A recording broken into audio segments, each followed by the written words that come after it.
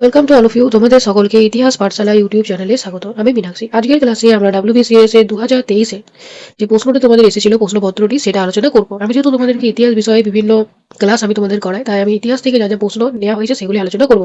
এখানে ভারতের ইতিহাস যেখান থেকে 25 নাম্বারের মানে 25টা প্রশ্ন আসে, আর একটা হচ্ছে ভারতের স্বাধীনতা সংগ্রাম যেখান থেকে 25টা প্রশ্ন আসে, আর তার সাথে আরো এক্সট্রা 6টা প্রশ্ন আছে। মানে মূলত আমি এখানে 56টা প্রশ্ন করাবো, যার মধ্যে 25টা প্রশ্ন হচ্ছে ভারতের ইতিহাস থেকে, আর 25টা প্রশ্ন হচ্ছে ভারতের স্বাধীনতা সংগ্রাম থেকে। আর যেটা বাকি যেটা 6টা প্রশ্ন রয়েছে সেটা মূলত পল সায়েন্সের কিছুগুলো প্রশ্ন, যেগুলো পল সায়েন্সও পড়বে, আবার সেগুলো ইতিহাসের মধ্যেও পড়বে। তাহলে সেক্ষেত্রে আমি সেই প্রশ্নগুলো আলোচনা করেছি। মোট 56টি প্রশ্ন আমি এই ক্লাসে তোমাদের সাথে আলোচনা করব। প্রথম প্রশ্ন হচ্ছে যে কে পর্যবেক্ষণ করেছিলেন যে বাস্তবে কংগ্রেস একটি অস্ত্রহীন গৃহযুদ্ধ ছাড়া কিছু নয়? এটি বলেছেন স্যার সৈয়দ আহমদ খান। তাহলে কংগ্রেসের নিয়ে বিভিন্ন সময় বিভিন্ন মত বিভিন্ন ব্যক্তিগণ করেছে। যেমন ধরো তার মধ্যে একটা আমি বলছি, যেমন কংগ্রেসকে রাষ্ট্রদ্রোহের কারখানা বলেছেন ডাফরিন। আবার ডাফরিন বলেছেন যে কংগ্রেস ভারতের অনুবীক্ষণিক সংখ্যালঘুদের দৃষ্টিভঙ্গির প্রতিনিধিত্ব করে। অর্থাৎ কংগ্রেসকে নিয়ে বিভিন্ন সময়ে কি করা হয়েছে, বিভিন্ন ধরনের বক্তব্য পেশ করা হয়েছে। পরের প্রশ্ন হচ্ছে যে শিখদের দশম ও শেষ গুরুর নাম কি? তাহলে শিখদের শেষ এবং দশম গুরু হচ্ছে গুরু গোবিন্দ সিং। তিনি দেখা গেছিল যে নবম গুরু তেগ বাহাদুরের পুত্র ছিলেন এবং তিনি শিখদের যোদ্ধা সন আদেশে রূপান্তরিত করেন। 1699 খ্রিস্টাব্দে দেখা গেছে যে খালসা প্রথা শুরু করে, যেখানে কি করা হয়, লিখিত শিখদের সর্বদা 5টি পবিত্র বস্তু ধারণ করতে হতো। যেমন একটা হচ্ছে কেস, মানে হচ্ছে কি চুল, তারপরে হচ্ছে কঙ্গ, মানে হচ্ছে কঙ্গ, এটার মানে হচ্ছে কাঠের চিরুনি। তারপরে রয়েছে কারা, কারা কারা মানে হচ্ছে লোহার ব্রেসলেট। তারপরে রয়েছে কাচেরা, অর্থাৎ কাচেরা, যেটার মানে হচ্ছে কাচেরা, এটার মানে হচ্ছে সুতির অন্তর্ভাস, আর একটা হচ্ছে কিপান, এটা। তাহলে এটার মানে হচ্ছে ছোট তরবারি। তাহলে এগুলো রাখার নির্দেশ দিয়েছিল। তো দেখা গেছিল যে মৃত্যুর পূর্বে তিনি শিখদের পবিত্র গ্রন্থ, যেটার নাম হচ্ছে কি, যেটার নাম হচ্ছে গুরু গ্রন্থ সাহিব। তাহলে গ্রন্থ সাহেবকে এটাকে গুরু হিসাবে কি বলেছিল, তাহলে দেখা যাচ্ছে যে এই যে গ্রন্থটা রয়েছে এটাকে তারা গুরু বলে মনে করেছিল, মানে চিরস্থায়ী গুরু হিসেবে ঘোষণা করেছিল। এটা কে করেছিল? এটা করেছিল গোবিন্দ সিং। তাহলে গুরু গোবিন্দ সিং। এছাড়া যেমন ধরো রয়েছে যে গুরু রামদাস, তিনি ছিলেন চতুর্থ শিখ গুরু। আর গুরু হরগোবিন্দ, তিনি ছিলেন ষষ্ঠ গুরু। তেগ বাহাদুর, তিনি ছিলেন নবম। আর যিনি হচ্ছেন গুরু গোবিন্দ সিং, তিনি হচ্ছেন দশম শিখ গুরু, দশম। পরের প্রশ্নে যাব যে ভাইকম সত্যাগ্রহ 1924 খ্রিস্টাব্দে এই জন্য সংগঠিত হয়েছিল। এটা হবে যে নিম্ন জাতের হিন্দুদের জন্য মন্দিরের দরজা খুলে দেওয়ার উদ্দেশ্যে। এটা হয়েছিল ভাইকম সত্যাগ্রহ। এটা কত সালে হয়েছিল? এটা 1924-এ ভাইকম সত্যাগ্রহ। তো এটা হয়েছিল কেরালায়। কেরালা, কেরালায় দেখা গেছিল যে এই সত্যাগ্রহটা হয়েছিল, যেখানে যেখানে কি করা হয়েছিল যে নিম্নবর্ণের শ্রেণীর হিন্দুদের মন্দিরের আশেপাশে রাস্তা ব্যবহারের অধিকার, এছাড়া নিম্ন জাতের হিন্দুদের জন্য মন্দিরের দরজা খুলে দেওয়া। তো সেটার জন্য হয়েছিল। তো এটা একটি অস্পৃশ্য ও জাতপাত বিরোধী একটি অহিংস আন্দোলন ছিল, যা ত্রিভাগা রাজ্যে জাতিগত বৈষম্যের বিরুদ্ধে পরিচালিত হয়। এবং নেতৃত্ব কে দিয়েছিল? একটা হচ্ছে টিকে মাধবন, আর একটা হচ্ছে কেপা কেলাপান, আর একটা হচ্ছে পি কেশব মেনন। তাহলে কেশব মেনন এই নামটা কিন্তু মানে অনেকবারই আসে। পরের প্রশ্ন হচ্ছে যে 1940 খ্রিস্টাব্দে অক্টোবর মাসে মহাত্মা গান্ধী মনোনীত করেছিলেন সত্যাগ্রহী, যিনি ব্যক্তিগতভাবে সত্যাগ্রহ পালন করেছিলেন, তিনি হলেন, তাহলে তিনি এটা হবে এটা। তাহলে এটা হচ্ছে না, এটা হবে না, ডি হবে না। তাহলে এটা হচ্ছে যে শ্রী রাজা গোপালাচারী, আর একটা হচ্ছে বল্লভভাই প্যাটেল, আর একটা হচ্ছে রাজেন্দ্র প্রসাদ, আর একটা হচ্ছে জেবি কৃপালিনী। এখানে যেটা অপশন হতো সেটা হবে আচার্য বিনোবা ভাবে, যেখানে এখানে মানে অপশনটা দেওয়া নেই। তাহলে আচার্য বিনোবা ভাবে, তিনি দেখা গেছিল যে এই যে মহাত্মা গান্ধী যেটা সত্যাগ্রহী, ব্যক্তিগত সত্যাগ্রহী, এটা প্রথম তিনি গ্রহণ করেছিলেন। তো যেহেতু এখানে দেখো প্রথম বলে উল্লেখ নেই, যে 1940-এ অক্টোবর মাসে মহাত্মা গান্ধীর মনোনীত সত্যাগ্রহী যিনি ব্যক্তিগতভাবে সত্যাগ্রহ পালন করেছিলেন, তাহলে এই অপশনগুলোর মধ্যে কোনটা হবে? তাহলে একটা তো দেখলাম প্রথম সত্যাগ্রহী কে ছিল আচার্য বিনোবা হবে, তিনি দেখা গেছিল মহারাষ্ট্র থেকে আন্দোলনটা করেছিল। আর দ্বিতীয় হচ্ছে জওহরলাল নেহরু ছিল, তাহলে অপশনে জওহরলাল নেহরু দেওয়া নেই। আর তৃতীয় হচ্ছে ব্রহ্মদত্ত, তাহলে অপশনে যদি এগুলো দেওয়া নেই তাহলে হবে ডাক্তার রাজেন্দ্র প্রসাদ, তিনিও ব্যক্তিগত সত্যাগ্রহ কি করেছিলেন? করেছিলেন। তাহলে এটার অ্যান্সার হবে ব্যক্তিগত রাজেন্দ্র প্রসাদ। যেহেতু অপশনে এই অপশনগুলো দেওয়া আছে তাহলে এটা হবে রাজেন্দ্র প্রসাদ। তো এটা একটু বলে দিই যে এই যে ধরো ব্যক্তিগত যেটা সত্যাগ্রহ যেটা বলছে, তো এটার মূল উদ্দেশ্য ছিল বাক স্বাধীনতা অক্ষুণ্ণ রাখা, স্বাধীনতা ছাড়া দ্বিতীয় বিশ্বযুদ্ধে অংশগ্রহণের বিরুদ্ধে ভারতের বিরোধিতা প্রকাশ করা। এটার মাধ্যমে হয়েছিল বিভিন্ন ধরনের ব্রিটিশ বিরোধী বক্তৃতা জনসম্মুখে প্রকাশ করা, এগুলো ছিল এটার মূল উদ্দেশ্য। তো প্রথম ছিল আচার্য বিনোবা ভাবে, দ্বিতীয় হচ্ছে জওহরলাল নেহরু, তৃতীয় হচ্ছে ব্রহ্মদত্ত। আর যেহেতু অপশনগুলোর মধ্যে আছে তাহলে এটা হবে রাজেন্দ্র প্রসাদ, এটা অ্যান্সার। পরের প্রশ্ন হচ্ছে যে 1907 খ্রিস্টাব্দে কংগ্রেসের প্রথমবার ভাঙনের পর 1918-তে দ্বিতীয়বারের জন্য ভাঙন ধরে যে ঘটনাকে কেন্দ্র করে তা হলো, এটা হবে মন্টেগু বিবৃতি। তাহলে মন্টেগু বিবৃতি, যেটা মন্টেগু চেসবোর্ড সংস্কার, আমরা কত সালে দেখেছিলাম? 1919 খ্রিস্টাব্দে দেখেছিলাম। তাহলে পরের প্রশ্নে যাব যে নিম্নলিখিতদের মধ্যে কে পরপর 6 বছর ভারতে জাতীয় কংগ্রেসের সভাপতিত্ব করেছিলেন? তাহলে এটা হবে আবুল কালাম আজাদ। তাহলে আবুল কালাম আজাদ তিনি দেখা গেছিল যে 1940 থেকে 1946 খ্রিস্টাব্দ পর্যন্ত দেখা গেছিল যে পরপর 6 বছর তিনি জাতীয় কংগ্রেসের সভাপতিত্ব করেছিলেন। এছাড়া যেমন বাকি অপশনগুলো যদি দেখি, বাকি অপশন যেমন ধরো জওহরলাল নেহরু তিনি যেমন করেছিল 1929-এ যেটা লাহোরের অধিবেশন, সেখানে তিনি সভাপতিত্ব করেছিলেন। এছাড়া যেমন ধরো হচ্ছে দাদাভাই নৌরোজি তিনি 1886 খ্রিস্টাব্দে করেছিল, 1886 খ্রিস্টাব্দে যেটা কলকাতার অধিবেশন হয়েছিল। এছাড়া 1993 যেটা লাহোরের কংগ্রেস অধিবেশন হয়েছিল, আর একটা যে 1906 যেটা কলকাতা অধিবেশন হয়েছিল, সেখানে দাদাভাই নৌরোজি সভাপতিত্ব করেছিলেন।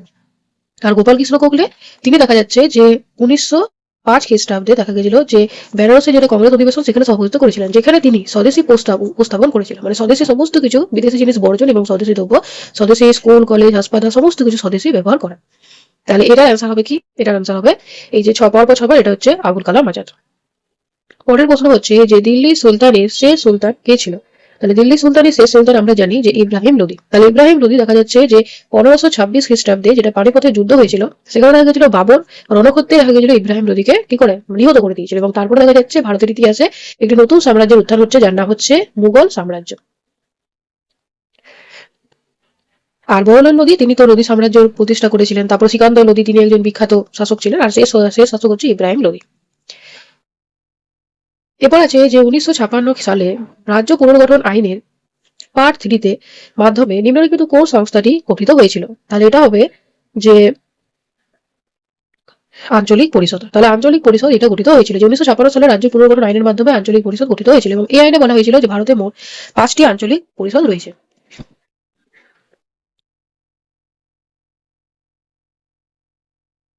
মানে 5টি আঞ্চলিক পরিষদ রয়েছে, একটা হচ্ছে উত্তর, দক্ষিণ, পূর্ব, পশ্চিম ও মধ্য। এবং এটার মূল উদ্দেশ্য ছিল রাজ্যগুলির মধ্যে অর্থনৈতিক, সামাজিক ও প্রশাসনিক সহযোগিতা বৃদ্ধি। তাহলে এটা পল সায়েন্সের একটা প্রশ্ন। আবার এটা ধরো ইতিহাসের মধ্যেও, যেহেতু ধরো রাজ্য পুনর্গঠন আইন, তাহলে এটা ইতিহাসের মধ্যেও পড়ছে, অর্থাৎ স্বাধীনতার পরে। পরের প্রশ্ন হচ্ছে যে দিন-ই ইলাহি কে প্রবর্তন করে? এটা খুবই সহজ একটা প্রশ্ন। এটার অ্যান্সার হবে কি? এটা হবে আকবর। এটা হবে আকবর। তাহলে আকবর তিনি দেখা গেছিল যে সমস্ত ধর্মের সমন্বয় করে দিন-ই ইলাহি প্রবর্তন করেছিল। কত খ্রিস্টাব্দে করেছিল? এটা করেছিল 1582 খ্রিস্টাব্দে। এবং এখানে হিন্দু, ইসলাম, খ্রিস্টান, জৈন, পার্সি ধর্মের সার কথা রয়েছে। এবং এই যে ধরো দিন-ই ইলাহি, এটা তো ধরো একটা শব্দ, তাহলে এটার মানে হচ্ছে ঈশ্বরের প্রতি বিশ্বাস। এবং এই ধর্ম গ্রহণ করেছিলেন কে কে? একটা হচ্ছে বীরবল, তারপর হচ্ছে তাহলে বীরবল, আর একটা হচ্ছে যুবরাজ সেলিম তিনি। তাহলে যুবরাজ সেলিম মানে হচ্ছে কে? জাহাঙ্গীর। পরের প্রশ্নে আমরা যাব যে মাত্র 35 বছর বয়সে যে জাতীয় কংগ্রেসের কনিষ্ঠতম সভাপতি ছিলেন, মানে বয়সে তাদের অনেক, মানে তার বয়স অনেক কম ছিল সবার মধ্যে, তাহলে এটা হবে মৌলানা আবুল কালাম আজাদ। তিনি দেখা গেছিল 35 বছর বয়সে জাতীয় কংগ্রেসের সর্বকনিষ্ঠ সভাপতিত্ব হয়েছিলেন। যেমন ধরো রাসবিহারী ঘোষ, তিনি দেখা গেছিল 1907-এ, যেটা দেখা গেছিল যে সুরাটের অধিবেশন, সেখানে তিনি সভাপতিত্ব করেছিলেন। এছাড়া তিনি 1908-এ মাদ্রাজের অধিবেশনেও সভাপতিত্ব করেছিলেন। এটা কি করেছিল? রাসবিহারী ঘোষ। আর যেটা হচ্ছে সুভাষচন্দ্র বসু দেখা গেছিল যে হরিপুরা যেটা অধিবেশন হয়েছিল 1938 খ্রিস্টাব্দে, সেখানে তিনি সভাপতিত্ব করেছিলেন। এবং পরে যেটা হয়েছিল 1929, সেখানে তিনিই জয়ী হয়েছিলেন, কিন্তু মানে গান্ধীজির সাথে তার বিরোধ হয়েছিল। গান্ধীজি চেয়েছিল পটভি সীতারাম মাইয়াকে করতে সভাপতিত্ব, কিন্তু যে ছিল সুভাষচন্দ্র বসু। এই নিয়ে তাদের মধ্যে একটা বিরোধ হলো এবং তারপর দেখা যাচ্ছে যে সুভাষচন্দ্র বসু তিনি কংগ্রেস ত্যাগ করে দিচ্ছেন। আর যেটা ধরো আর বাকি আরেকটা অপশন রয়েছে, যেমন হচ্ছে কি লালা রাজপথ রায়। তাহলে লালা রাজপথ রায় তিনি দেখা গেছিল যে 1920 সালে কলকাতা যেটা অধিবেশন হয়েছিল 20, তাহলে কলকাতা যে অধিবেশন, সেখানে তিনি সভাপতিত্ব করেছিলেন। পরের প্রশ্ন হচ্ছে যে বঙ্গভঙ্গের পর যে দুটি প্রদেশের অস্তিত্ব তৈরি হয়?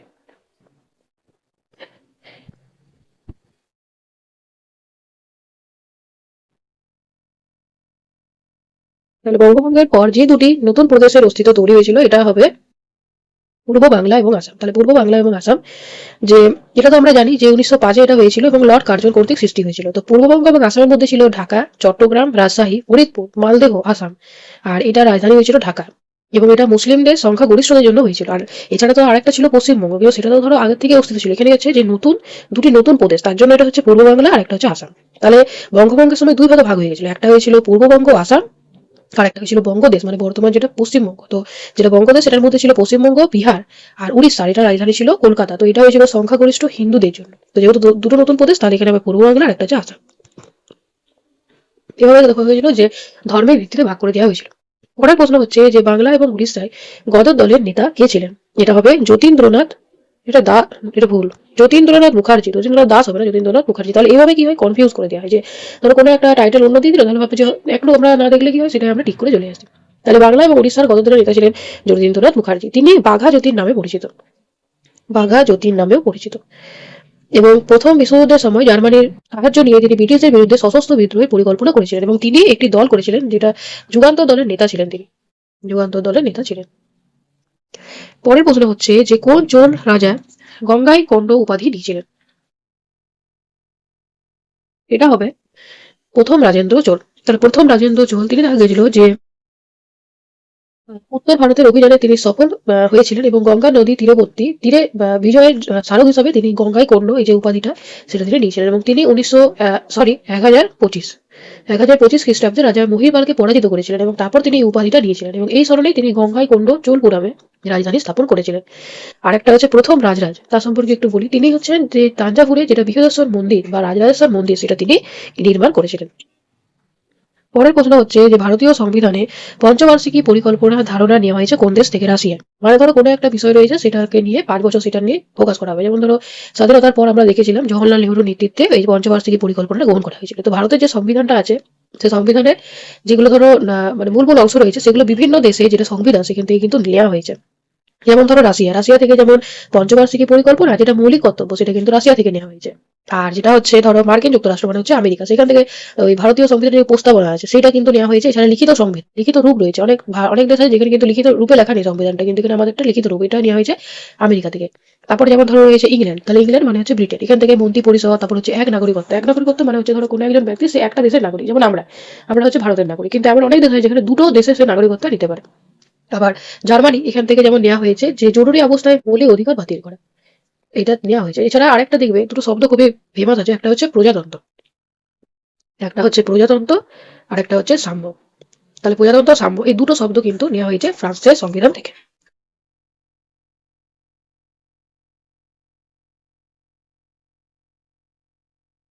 পরের প্রশ্ন হচ্ছে যে কোন মুঘল সম্রাট প্রথম আলমগীর নামে পরিচিত? তাহলে এখানে ফোকাস করা প্রথম আলমগীর নামে পরিচিত হচ্ছে ঔরঙ্গজেব। ঔরঙ্গজেব প্রথম আলমগীর নামে পরিচিত। সিংহাসনে বসার পর তিনি এই উপাধিটা নিয়েছিলেন। যে আলমগীর, এটার মানে হচ্ছে বিশ্বজয়ী, এটার মানে হচ্ছে বিশ্বজয়ী। পরের প্রশ্ন দেখবো যে 1717 সালে কোন মুঘল সম্রাট ব্রিটিশ ইস্ট ইন্ডিয়া কোম্পানিকে ফরমান প্রদান করেছিল? এটা আমরা প্রত্যেকেই জানি, এটা হচ্ছে কে? এটা হবে ফারুক সিয়র। তিনি এটা করেছিলেন। তো এখানে বলা হয়েছিল যে এই ফরমানে বলেছিল যে কোম্পানিকে বাংলা বিহার উড়িষ্যার বার্ষিক 3,000 টাকার বিনিময়ে বিনা শুল্কে বাণিজ্য করার অধিকার পেয়েছিল। তাহলে মাত্র 3,000 টাকার বিনিময়ে বাংলা বিহার উড়িষ্যার মতো জায়গায় বিনা শুল্কে বাণিজ্য করার অধিকার পেয়েছিল। কিন্তু এটা দেখা গেছিল যে শুধুমাত্র কোম্পানিকে দেওয়া হয়েছিল, কোম্পানির কর্মচারীদের ব্যক্তিগত ক্ষেত্রে দেওয়া হয়নি। কিন্তু কোম্পানির কর্মচারীরাও ব্যক্তিগত ক্ষেত্রেও এই যে ফরমানটা এটা ব্যবহার করতো, যার ফলে কি হচ্ছে, দস্তকের অপব্যবহার শুরু হয়েছিল।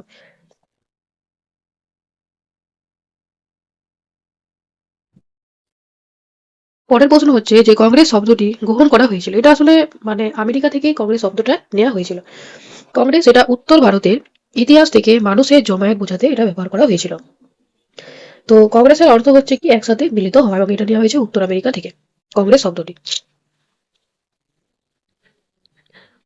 কোন চালুক্য রাজা হর্ষবর্ধনকে পরাজিত করেছিলেন?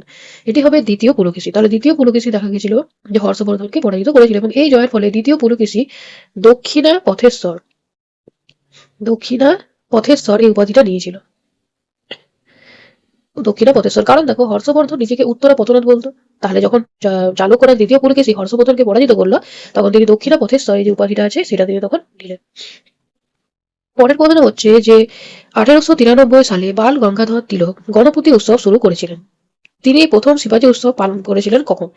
এটি হবে 1996 খ্রিস্টাব্দে। তাহলে 1896, তাহলে 1896 খ্রিস্টাব্দে শিবাজীর উৎসবের মাধ্যমে মহারাষ্ট্রে যুবকদের মধ্যে জাতীয়তাবাদী চেতনায় জাগিয়ে তোলার চেষ্টা করেছিলেন বাল গঙ্গাধর তিলক। এর আগে তিনি 1893 আমরা তো দেখছি গণপতি উৎসব শুরু করেছিলেন এবং 1896 খ্রিস্টাব্দে শিবাজী উৎসবও পালন শুরু করেছিলেন মহারাষ্ট্র। এবার হচ্ছে যে ভারতের প্রথম সংবাদপত্রের নাম কি? এটা হবে বেঙ্গল গ্যাজেট, গাজেট আর একটা হচ্ছে হিকিস বেঙ্গল গেজেট।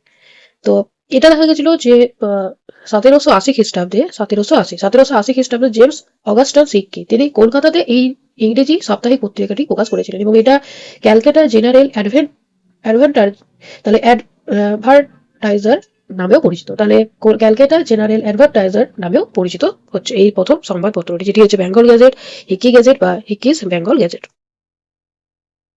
এছাড়া বাকিগুলো একটু দেখিয়ে দিই, যেমন ধরো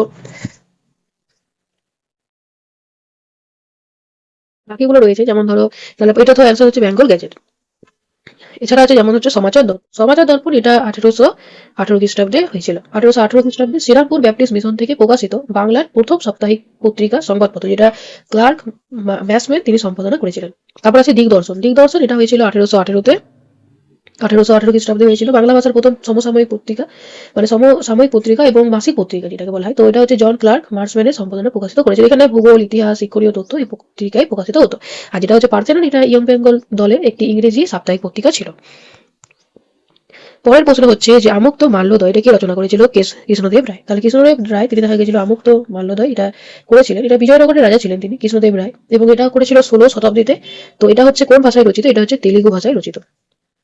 তেলুগু ভাষায় রচিত একটি মহাকাব্য, এবং কৃষ্ণদেব রায়কে বলা হয় অন্ধ ঘোষ নামেও তিনি পরিচিত ছিলেন। পরের প্রশ্ন হচ্ছে যে প্রথম বৌদ্ধ সঙ্গীতই কোথায় অনুষ্ঠিত হয়েছিল? তাহলে প্রথম বৌদ্ধ সঙ্গীতই আমরা দেখেছিলাম রাজগীরে অনুষ্ঠিত হয়েছিল। আর যেটা হচ্ছে দ্বিতীয় বৌদ্ধ সঙ্গীত সেটা হয়েছিল বৈশালীতে, তৃতীয় হয়েছিল পাটলিপুত্রে, আর চতুর্থ হয়েছিল কাশ্মীরে। তো প্রথম যে বৌদ্ধ সঙ্গীতই এটা শাসনকালে ছিল অজাতশত্রু এবং মহাকাশ্যপের সভাপতিত্বে এটা হয়েছিল। যেটা প্রথম বৌদ্ধ সঙ্গীতই, এখানে আমরা সূত্রপিটক এবং বিনয় পিটকের সংকলন দেখেছিলাম। সূত্রপিটক কে লিখেছিল? এটা হয়েছিল আনন্দ। আর যেটা হচ্ছে বিনয় পিটক সেটা লিখেছিল শিষ্য উপাধি রচনা করেছিল। যেটা হচ্ছিল দ্বিতীয় বৌদ্ধ সঙ্গীতে সেটা হবে বৈশালীতে হয়েছিল দ্বিতীয় বৌদ্ধ সঙ্গীতে। এবং কালাশক বা কাকবর্ণের শাসনকালে হয়েছিল। আর সভাপতিত্ব করেছিল যশ, এখানে বৌদ্ধরা থেরাবাদী এবং মহাসাংঘিক এই দুই ভাগে বিভক্ত হয়েছিল।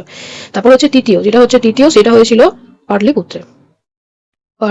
পাটলিপুত্রের আগের নাম কি ছিল? পাটলিগ্রাম।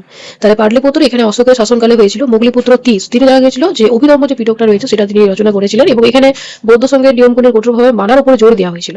আর যেটা হয়েছিল চতুর্থ বৌদ্ধ সঙ্গীত সেটা হয়েছিল কাশ্মীরে, কনিষ্কের শাসনকালে হয়েছিল কাশ্মীরে। তো সভাপতিত্ব করেছিলেন বসুমিত্র, যেখানে বৌদ্ধ ধর্মের হিনজান মহাযান দুই ভাগে ভাগ হয়ে যাচ্ছে। পরের প্রশ্ন হচ্ছে যে সুলতানি আমলে কে হিন্দুস্তানের তোতা পাখি নামে পরিচিত? এটা হবে আমির খুসরো। তাহলে আমির খুসরো তিনি হিন্দুস্তানের তোতা পাখি নামে পরিচিত, এবং তিনি দেখা গেছিল তার গভীর পাণ্ডিত্য, এছাড়া ফার্সি এবং হিন্দিতে তার অসাম্য কাব্যিক প্রতিভার জন্য তাকে নিজামুদ্দিন আউলিয়া তাহলে নিজামুদ্দিন আউলিয়া আউলিয়া দেখা গেছিল যে তাকে এই যে ধরো হিন্দুস্তানের তোতা পাখি এটা তিনি বলেছিলেন, নিজামুদ্দিন আউলিয়া বলেছিল আমির খুসরোকে, এবং তিনি দিল্লির 7 জন সুলতানের দরবারে কাজ করেছেন আমির খুসরো। পরের প্রশ্ন হচ্ছে যে 1886 খ্রিস্টাব্দে কলকাতায় অনুষ্ঠিত জাতীয় কংগ্রেসের দ্বিতীয় অধিবেশনের ঐতিহাসিক গুরুত্ব কি ছিল? এটা হবে যে সময় দেখা গেছিল ন্যাশনাল কনফারেন্স ও ভারতীয় জাতীয় কংগ্রেসের সংযুক্তি হয়েছিল, এটা ঠিক। দাদাভাই নৌরোজি সভাপতিত্ব করেছিলেন, এটাও ঠিক। তারপরে হচ্ছে পণ্ডিত প্রভু রাজেন্দ্রনাথ মিত্র এই সংগঠনে কমিটি সভাপতিত্ব করেছিলেন। আর তাহলে যেহেতু তিনটাই ঠিক, তাহলে উপরে সবকটি এটার অ্যান্সার হবে। তাহলে অ্যান্সার হবে উপরে সবকটি। পরের প্রশ্নে যাব যে কোথায় ভারতের প্রথম সুতোকল আবিষ্কৃত হয়েছিল, মানে স্থাপিত হয়েছিল। আমি এবার আবিষ্কৃত বলছি। তো কোথায় ভারতের প্রথম সুতোকল স্থাপিত হয়? এটা হবে কুচিটিতে। এটা হচ্ছে কলকাতার, এটা মূলত হাওড়াতেই রয়েছে। তো কলকাতার নিকটবর্তী ঘুঘুরি যেটা জায়গাটা রয়েছে, ঘুঘুরি বা ঘুষুরি, এটা ঘুষুরি হবে, এটার বানানটা হবে ঘুষুরিতে। এই জায়গাটাতে দেখা গেছিল যে প্রথম সুতির কাপড়ের কল স্থাপিত হয়েছিল। এবার আছে যে মহাত্মা গান্ধী কংগ্রেসে যে একমাত্র বার্ষিক সম্মেলনে সভাপতিত্ব করেছিলেন,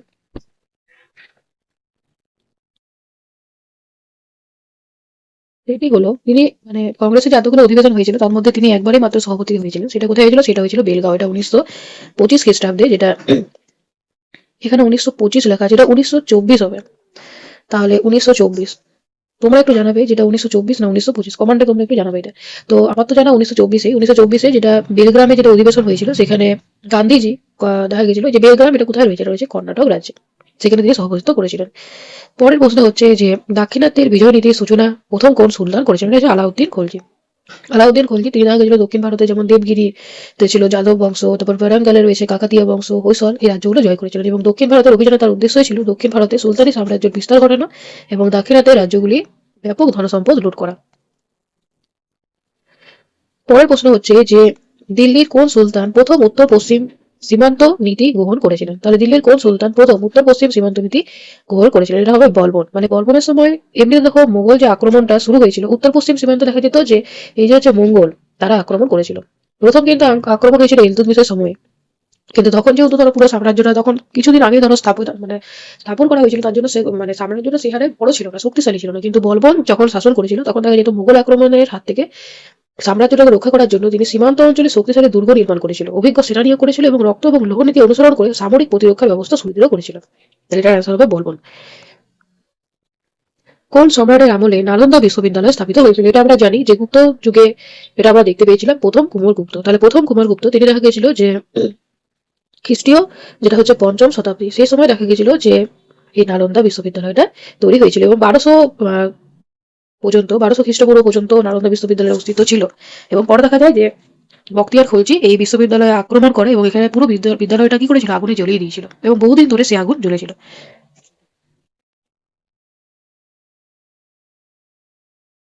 তাহলে বহুদিন পর্যন্ত দেখা গেছিল যে আগুন জ্বলেছিল। এখানে বিভিন্ন ধরনের যেগুলো মনুস্ক্রিপ্ট ছিল, হ্যান্ড রিটেন যেগুলো বেদ, প্রত্যেকটা বই ছিল, কিন্তু সেটা নিমিষের মধ্যে কি হয়েছিল, চলে গিয়েছিল।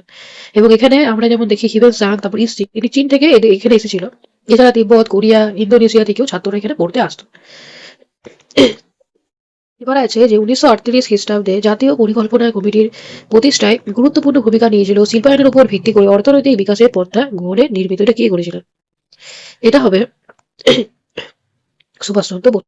তাহলে সুভাষচন্দ্র বসু দেখা গেছিল যে তিনি ১৯৩৮ জাতীয় পরিকল্পনা কমিটির প্রতিষ্ঠার গুরুত্বপূর্ণ ভূমিকা নিয়েছিল এবং যাতে সুভাষচন্দ্র বসু তিনি শিল্পায়নের উপর ভিত্তি করে অর্থনৈতিক বিকাশের পন্থা গ্রহণ করেছিলেন। এবার আছে ষোড়শ মহাজন পদ। তাহলে ষোড়শ মহাজন পদের মধ্যে শেষ পর্যন্ত কোন মহাজন পদের নেতৃত্বে ভারতের প্রথম সাম্রাজ্য গড়ে উঠেছিল? এটা হবে মগধ। মানে ১৬টা মহাজনের কথা আমরা বৌদ্ধ ধর্ম এবং জৈন ধর্মতে জানতে পারি। তো যত সময় গেল তত দেখা গেল মহাজন পদের সংখ্যাটা কমতে শুরু করলো, মানে একে অপরের সাথে যুদ্ধ করতো এবং নিজের সাম্রাজ্যের সাথে যুক্ত করতো।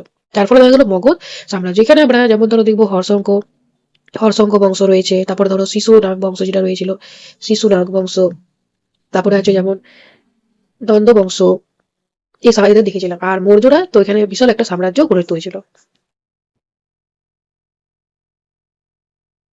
যেমন সম্রাট অশোকের আমলে বলতে গেলে দক্ষিণের কিছুটা অংশ বাদ দিয়ে পুরো ভারতটা জুড়েই দেখা গেছিল মৌর্য সাম্রাজ্যের উত্থান ঘটেছিল। তাহলে এটার অ্যান্সার হবে মগধ। ভারতের প্রথম ঐতিহাসিক সম্রাট কে ছিলেন? এটি হচ্ছে চন্দ্রগুপ্ত মৌর্য। চন্দ্রগুপ্ত মৌর্যকে এক একীভূত সম্রাটও বলা হয়। তাহলে একীভূত সম্রাটও বলা হয়। এখানে যেমন ধরো এটা তো চন্দ্রগুপ্ত হবে, যেমন ধরো নন্দ, তিনি নন্দ বংশের রাজা ছিলেন। আর বিম্বিসার তিনি যেমন দেখা গেছিল যে একটা হয় বিম্বিসার আর একটা হয় বিন্দুসার, এই দুটো নিয়ে কিন্তু একটু এই দুটো নিয়ে একটু কনফিউশন থাকে। যেমন হচ্ছে যে চন্দ্রগুপ্ত মৌর্যের পুত্র ছিল বিন্দুসার, অর্থাৎ মৌর্য শাসক ছিল, আর বিন্দুসারের পুত্র হচ্ছে অশোক। আর যেটা হচ্ছে বিম্বিসার তিনি দেখা গেছিল যে যেটা হর্ষঙ্ক বংশ, আমরা যে বংশ সেটার প্রতিষ্ঠাতা করেছিলেন বিম্বিসার। বিম্বিসার শাসক হয়েছিল, তারপরে আমরা দেখেছিলাম হর্ষঙ্ক বংশ, তারপরে আমরা শিশুনাগ বংশ দেখলাম, তারপরে দেখলাম নন্দ বংশ। নন্দ বংশ শাসক ছিল ধননন্দ, আর তারপরে হচ্ছে মৌর্য সাম্রাজ্য যেটা হচ্ছে চন্দ্রগুপ্ত মৌর্য। তাহলে বিন্দুসার কতটা পরে আসছে। এবার আছে যে ১৮৮৯ খ্রিস্টাব্দে যার সভাপতিত্বে ভারতীয় জাতীয় কংগ্রেসের ব্রিটিশ কমিটি শুরু হয়েছিল তিনি হলেন, এটা হবে ডাব্লিউ হুইডার তিনি এটা করেছিলেন, মানে তিনি সভাপতিত্ব হয়েছিলেন।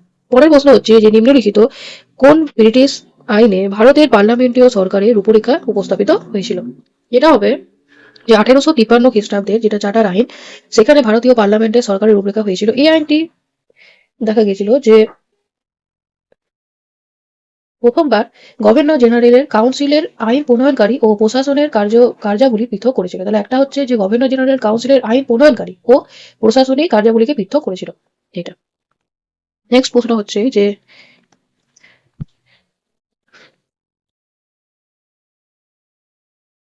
পশ্চিমবঙ্গে ভারতের প্রথম কাগজের কল স্থাপিত হয়েছিল, এটা হবে শ্রীরামপুরে। শ্রীরামপুরে যেটা রয়েছে হুগলি জেলায় রয়েছে। তাহলে হুগলি জেলার শ্রীরামপুর, এবং এটা হচ্ছে একটা কাগজের কল যেটা 1812 খ্রিস্টাব্দে স্থাপিত হয়েছিল, এবং এটা মিশনারিদের দ্বারা প্রতিষ্ঠিত হয়েছিল। প্রথম আধুনিক যান্ত্রিক কাগজ উৎপাদন কেন্দ্র ছিল এটি। এবার আছে যে বোম্বাই ত্রিমূর্তি নামে কারা পরিচিত। একটা তো হবে ফিরোজ শাহ মেহতা, তাহলে ফিরোজ শাহ মেহতা, তারপরে হচ্ছে কাশীনাথ তিম্বাক তৈল, মানে হচ্ছে এটা, আর একটা হচ্ছে বৈরুদ্দিন তৈয়াবজি। তাহলে এই তিনজন, অর্থাৎ অ্যান্সার হবে বি। তাহলে ফিরোজ শাহ মেহতা, কেটি তালাক, আর একটা হচ্ছে বৈরুদ্দিন তৈয়াবজি। এরা তিন বিশিষ্ট ভারতীয় নেতা এবং আইনজীবী যৌথভাবে বোম্বাই ত্রিমূর্তি নামে পরিচিত। তো 1885 খ্রিস্টাব্দে বোম্বাই প্রেসিডেন্সি অ্যাসোসিয়েশনের প্রতিষ্ঠা করেছিলেন, এবং ভারতের রাজনৈতিক জাগরণে তাদের অগ্রণী ভূমিকার জন্য তারা এই খ্যাতি অর্জন করেছিলেন। পরের প্রশ্ন হচ্ছে যে ভারতে প্রথম সুতাকল স্থাপিত হয়। তাহলে ভারতে প্রথম সুতাকল স্থাপিত হয়েছিল, এটা হবে 1818 খ্রিস্টাব্দে। তাহলে 1818 খ্রিস্টাব্দে খুসুরিতে এখানে দেখা গেছিল প্রথম সুতাকল, যেটা হচ্ছে মানে বস্ত্রশিল্পের কারখানা। সুতাকল মানে হচ্ছে কি বস্ত্রশিল্পের কারখানা, এটা হয়েছিল। পরের প্রশ্ন আছে যে কনিষ্কের রাজধানী কোথায় ছিল। কনিষ্কের রাজধানী, এটা তো আমরা জানি যে পুরুষপুর ছিল, যেটা বর্তমানে পাকিস্তানের পেশোয়া। আর যে দ্বিতীয় রাজধানী সেটা হচ্ছে মথুরা। মথুরা। পরের প্রশ্ন হচ্ছে যে একটি মুসলিম সংগঠনে যে প্রথম বিশ্বযুদ্ধের সময় একটি প্রস্তাব দেয় যে মুসলিমদের প্রথম বিশ্বযুদ্ধে অংশগ্রহণ নেওয়া উচিত এবং এই মর্মে কংগ্রেসের সঙ্গে চুক্তিতে আসা উচিত, সেটি হলো। তাহলে এটার অ্যান্সার হবে একবার লীগ। তাহলে এটার অ্যান্সার হচ্ছে একবার লীগ। এটার মধ্যে আমার একটু কনফিউশন রয়েছে, একটা হতে পারে মুসলিম লীগ বা একবার লীগ, এই দুটোর মধ্যে হবে। তোমরা যদি এটার অ্যান্সারটা জানো তাহলে আমাকে একটু জানাবে। এরপরে আছে যে যার প্রতিবাদে 1909 সালে লন্ডনে মদনলাল ধিগড়া কার্জন উইলিকে হত্যা করেছিলেন, তা হলো, এটা হচ্ছে যে ভারতীয় যুব নেতাদের নির্বাসন এবং ফাঁসি। মানে ভারতে ব্রিটিশ সরকার কর্তৃক ভারতীয় যুবকদের নির্বিচারে হত্যা, ফাঁসি এবং চরম নিপীড়নের প্রতিবাদ হয়ে গেছিল যে মদনলাল ধিগড়া তিনি কার্জন উইলিকে হত্যা করেছিলেন।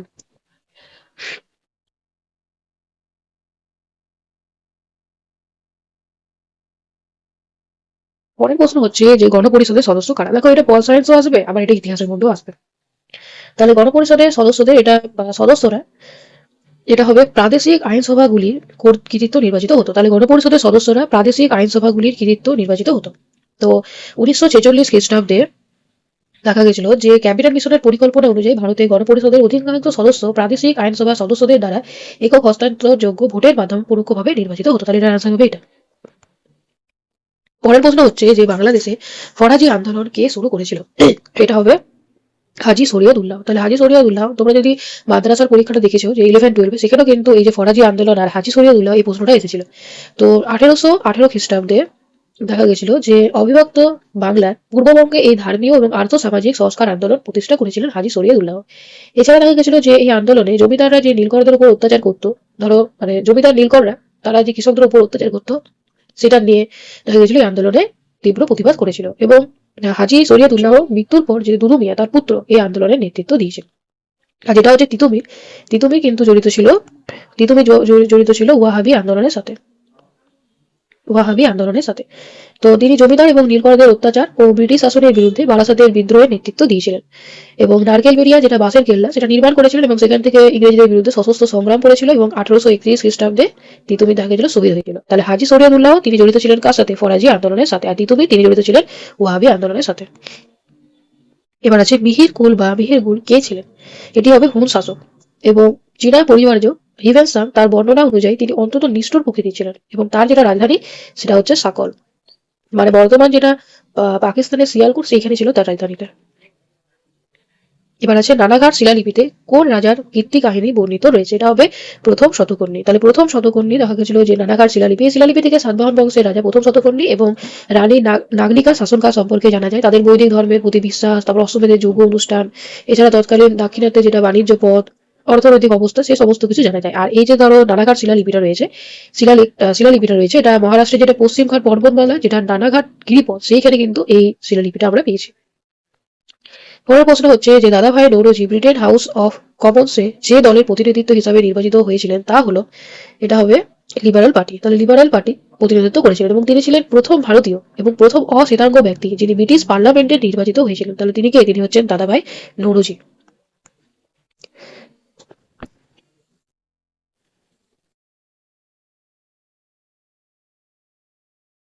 পরের প্রশ্ন হচ্ছে যে 1912 খ্রিস্টাব্দে ডিসেম্বরে দিল্লিতে চাঁদনি চকে ভাইসরয় লর্ড হার্ডিংকে বোমা মারার পেছনে যে মাথা কাজ করেছিল তা হলো, এটা হবে রাসবিহারী বোস। মানে রাসবিহারী বোস তিনি তো ধরো পরিকল্পনা করেছিল, আর বোমাটা নিক্ষেপ করেছিল, তাহলে তিনি হচ্ছেন পরিকল্পনা করেছিল তিনি। আর বোমাটা নিক্ষেপ করেছিল বসন্ত কুমার বিশ্বাস, এবং এটি দিল্লি ষড়যন্ত্র মামলা নামে পরিচিত। এবার রাসবিহারী বোস তিনি চন্দননগর থেকে দেরাদুনে গিয়ে এই হামলার জন্য বসন্ত সেনকে, মানে বসন্ত সেন নয়, বসন্ত কুমার বিশ্বাসকে প্রশিক্ষণ দিয়েছিল। তাহলে রাসবিহারী বোস তিনি প্রশিক্ষণ দিয়েছিলেন, তার পরিকল্পনা তো তিনিই করেছিলেন, তাহলে এটার আনসার হবে রাসবিহারী বোস। আর বোমাটা ছড়েছিল বসন্ত কুমার বিশ্বাস। এবার আছে কুমার সম্ভব, কার রচনাটা আমরা জানি কালিদাসের লেখা। তাহলে কালিদাসের লেখা, এখানে মূলত শিব এবং পার্বতীর পুত্র যেটা হচ্ছে কার্তিক, তাকে কুমার বলা হয়েছে। তো তার জন্ম, তারপরে ধরো তারকাসুরের বধের কাহিনী, আমরা এটা কাহিনী এই গ্রন্থে পাই, এবং এটা গুপ্ত যুগে রচনা করা হয়েছিল। এরপরে হচ্ছে যে কে একটি জাতীয় সমাজ, একটি জাতীয় সংবাদপত্র, একটি জাতীয় বিদ্যালয়, জাতীয় ব্যায়ামগার প্রতিষ্ঠা করেছিলেন এবং জাতীয় শব্দটিকে 19 শতকের দ্বিতীয়ার্ধে জনপ্রিয় করেছিলেন। এটা হবে নবগোপাল মিত্র। তাহলে নবগোপাল মিত্র তিনি দেখা গেছিল যে 1867 খ্রিস্টাব্দে হিন্দু মেলা বা চৈত্র মেলার প্রতিষ্ঠা করেছিল, এবং এটা চৈত্র সংক্রান্তিতে হয়েছিল, যার জন্য এই মেলাটার নাম হচ্ছে কি চৈত্র মেলা। আর এই মেলায় দেশীয় পণ্যের জিনিসপত্র প্রদর্শনী করা হতো, তারপর ধরো কুস্তি, লাঠি খেলা, দেশাত্মবোধ, কবিতা পাঠ এবং সঙ্গীত পরিবেশন করা হতো এই মেলাতে। পরের প্রশ্ন হচ্ছে যে 1526 খ্রিস্টাব্দে পানিপথের যুদ্ধ কাদের মধ্যে হয়েছিল? এটা আমরা জানি, একটু আগে দেখলাম ইব্রাহিম লোদি নিয়ে, তাহলে বাবর এবং ইব্রাহিম লোদি। এবং এই যুদ্ধে বাবর প্রথমবার কি করেছিল, যেটা কামানের ব্যবহার, সেটা তিনি করেছিলেন, কামানের ব্যবহার।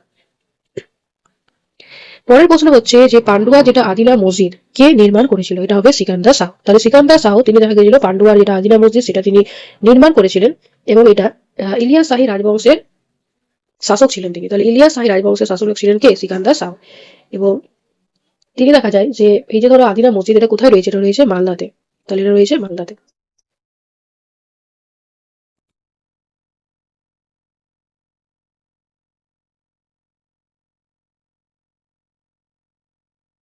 পরের প্রশ্ন হচ্ছে যে কে প্রতিষ্ঠা করেছিলেন আলিগড়, কে প্রতিষ্ঠা করেছিলেন আলিগড় ওরিয়েন্টাল কলেজ? এটা হবে স্যার সৈয়দ আহমদ খান। তাহলে স্যার সৈয়দ আহমদ খান তিনি দেখা গেছিল যেটা উত্তরপ্রদেশে করেছিলেন 1875 খ্রিস্টাব্দে। তাহলে 1875 খ্রিস্টাব্দে উত্তরপ্রদেশে, এবং মুসলিম সমাজ যাতে পাশ্চাত্য শিক্ষার মানে প্রসার ঘটে তার উদ্দেশ্যে তিনি এটি করেছিলেন। পরের প্রশ্নে যাবো এবার, যে ভারতীয় জাতীয় কংগ্রেসের প্রতিষ্ঠার প্রাক লগ্নে নিম্নলিখিত কোন ঘটনার বৃহত্তম জাতপাত সংক্রান্ত বিভেদের সৃষ্টি করেছিল? এটা হবে যে ইলবার্ট বিলের বিতর্কের ঘটনা। ইলবার্ট বিলের বিতর্কের ঘটনা মানে জাতীয় কংগ্রেসের প্রতিষ্ঠার ঠিক আগে এটা হয়েছিল, এবং যেমন ধরো জাতীয় কংগ্রেস প্রতিষ্ঠা তার আগে, অর্থাৎ 1883 খ্রিস্টাব্দে। 1883 খ্রিস্টাব্দে দেখা গেছিল যে ভাইসরয় রিপনের আমলে এটা প্রবর্তন হয়েছিল।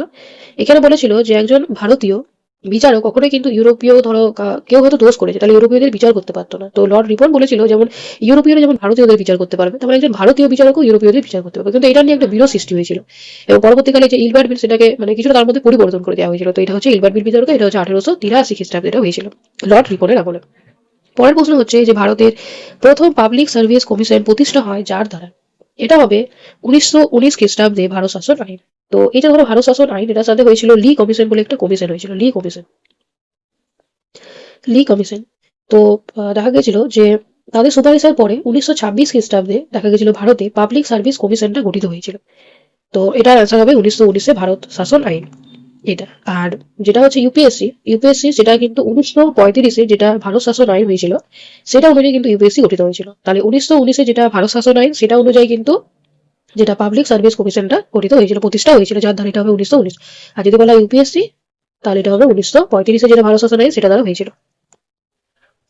এবার আছে যে সম্রাট দ্বিতীয় চন্দ্রগুপ্ত কোথায় তার দ্বিতীয় রাজধানী স্থাপন করেছিল? এখানে দেখো দ্বিতীয়, তাহলে প্রথমটার উল্লেখ নেই, এটা হবে উজ্জয়িনীতে। তাহলে উজ্জয়িনী এটা কোথায় রয়েছে? উজ্জয়িনী এটা মধ্যপ্রদেশে রয়েছে, এবং এখানে দেখা গেছিল যে শক মানে পশ্চিম ভারতে শকদের পরাজিত করার পর এখানে দ্বিতীয় রাজধানীটা করেছিল। এখানে রাজনৈতিক এবং বাণিজ্য কেন্দ্র ছিল। এছাড়া তার যেটা যদি বলা হয় প্রধান রাজধানী মানে প্রথম, সেটা হবে পাটলিপুত্র। তার পাটলিপুত্র কোথায় রয়েছে? এটা রয়েছে বিহারে। তাহলে পাটলিপুত্র এটা হবে প্রথম, আর দ্বিতীয় হচ্ছে উজ্জয়িনী, এটা মধ্যপ্রদেশে রয়েছে। যে সময় বাল গঙ্গাধর তিলককে লোকমান্য বা সর্বজনীন সম্মানিত উপাধি দেওয়া হয়েছিল তা হলো, এটা হবে হোম রুল আন্দোলন। তাহলে হোম রুল আন্দোলনের সময় তাকে লোকমান্য অর্থাৎ জনগণ কর্তৃক গৃহীত নেতা এই উপাধিতে করা হয়েছিল। তো এই যে ধরো হোম রুল আন্দোলনটা হয়েছিল, এখানে ভারতের স্বায়ত্তশাসন প্রতিষ্ঠা করতে হয়েছিল অ্যানি বেসান্ট। তিনি দেখা গেছিল এই আন্দোলনের সাথে আরেকজনের নাম জড়িত, সেটা হচ্ছে Annie Besant. Annie Besant home rule আন্দোলনের সাথে জড়িত। তিনি দেখা গেছিল যে অ্যানি বেসান্ট তিনি পুরো ভারতে হোম রুল আন্দোলন জড়িয়েছিল। আর যদিও যেটা হচ্ছে বালগঙ্গাধর তিলক, তিনি দেখা গেছিল মহারাষ্ট্র এবং কর্ণাটকে হোম রুল আন্দোলনটা চালিয়েছিল। এবার আজকে আমাদের নেক্সট যেটা শেষ প্রশ্ন, সেটা হচ্ছে যে নেহেরু কমিটির রিপোর্টে জাতীয় কংগ্রেসের কোন অধিবেশনে একটি উপযুক্ত সমাধি লাভ করেছিল? এটা হবে লাহোরের অধিবেশন। তাহলে নেহেরু কমিটির রিপোর্ট জাতীয় কংগ্রেসের লাহোর অধিবেশনে একটি উপযুক্ত সমাধি লাভ করেছিল। তাহলে এভাবেই তোমাদের প্রত্যেকটা প্রশ্ন আমি আলোচনা করলাম 2023 WBCS এর, এবং বাকি যে বছরগুলো, বিগত বছরের যে প্রশ্নগুলো রয়েছে মূলত ইতিহাসের উপর ভিত্তি করে আমি তোমাদের বাকি সিরিজ যেগুলো সেগুলো আনার চেষ্টা করবো। তোমরা একটু জানাবে যে আজকের ক্লাসটা তোমাদের কি মানে কিরকম লাগলো এবং কিভাবে পড়ালে তোমরা উপকৃত হবে। তোমরা যদি কমেন্টের মাধ্যমে জানাও তাহলে আমি সেভাবেই তোমাদেরকে ভিডিও দেওয়ার চেষ্টা করবো। Thank you for watching. Please like share subscribe my channel.